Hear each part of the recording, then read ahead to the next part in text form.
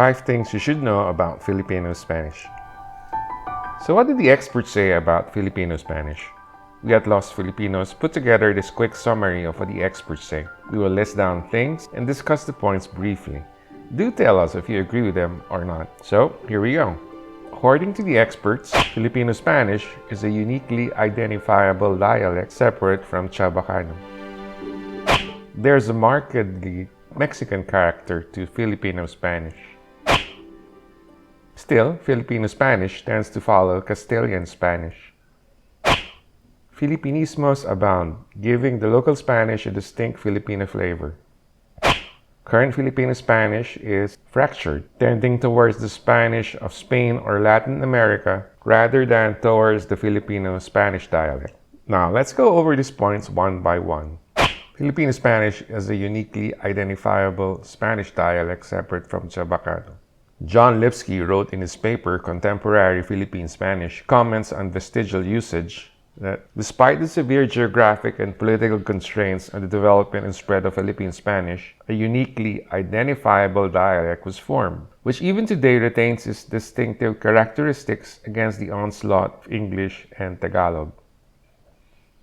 Lipski further added that there is a lack of studies on contemporary Philippine Spanish, but even some studies labeling some Philippine Creole Spanish or PCS as dialects as if it were Philippine Spanish, saying the latter dialects are mistakenly referred to as Philippine Spanish as though there were no legitimate non-creolized variant of Metropolitan Spanish currently available in the Philippines, leading a writer to note wrongly that the Spanish dialect spoken in that country is known as Chavacano.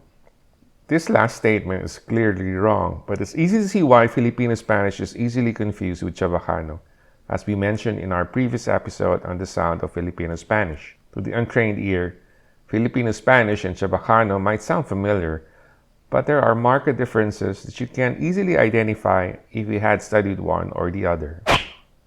There's a markedly Mexican character to Filipino Spanish.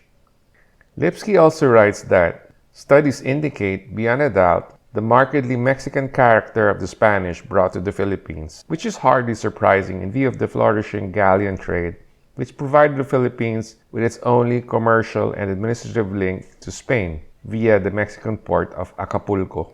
Lipski further writes, among the most prominent Mexicanisms still in use among current Philippine Spanish speakers are changue, market, kamote, sweet potato, chongo, monkey, palenque, market, sayote.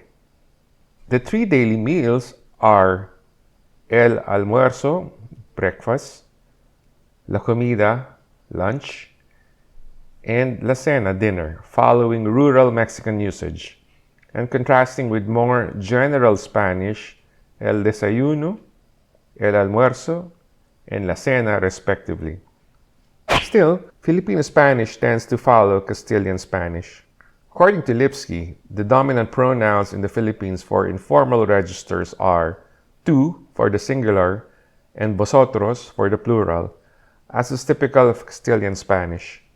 On the other hand, in many areas of Latin America, vos is used and the verb has its own conjugations, while ustedes replaces vosotros, even for the informal register. Tú eres inglés. Vos sos inglés.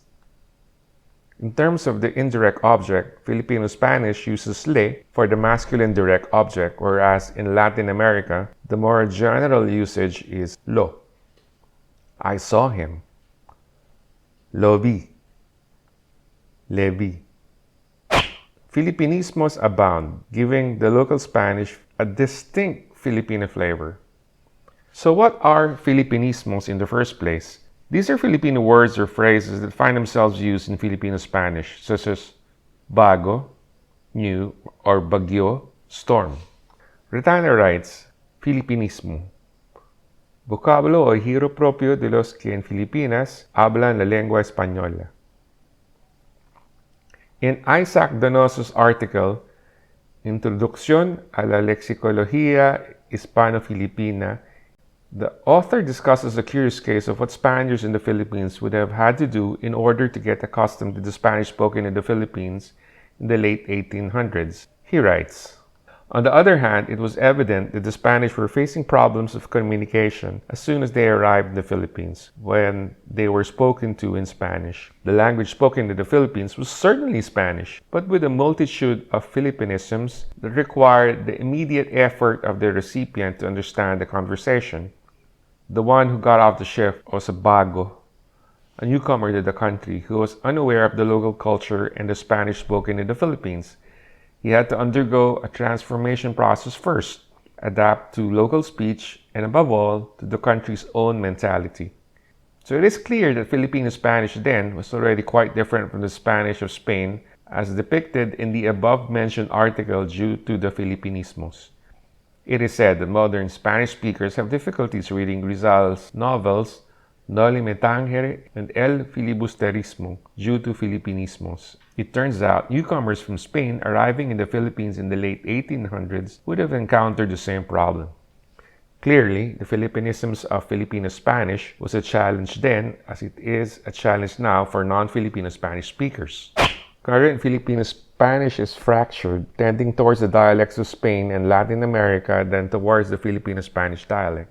Still drawing from Isaac Donoso's aforementioned article in the Revista Filipina, he writes quite incisively the following. However, the teaching of international Spanish in the Philippines, of the language as Elle or Spanish as a foreign language, and of the minimum generational transmission of Filipino Spanish make Filipinisms die out in the mouths of teachers who are non-Filipino Spanish speakers.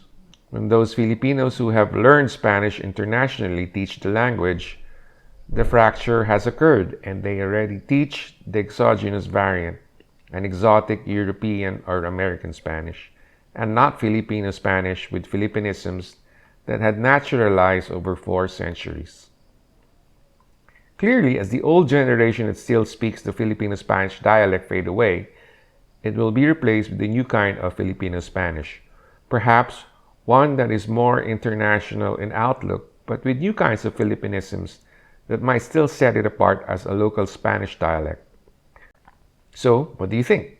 You think it's a good idea to preserve the Filipino Spanish of old, the one that Jose Rizal and perhaps the Filipino nationalists of old spoke? You think it's a good idea to have a Filipino standard for Spanish in the Philippines? What should it be? Iberian Spanish or Latin American Spanish?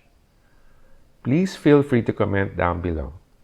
Finally, if you enjoyed this episode, please like and subscribe to our channel to keep our program going and support our advocacy to promote Spanish, any kind of Spanish, in the Philippines.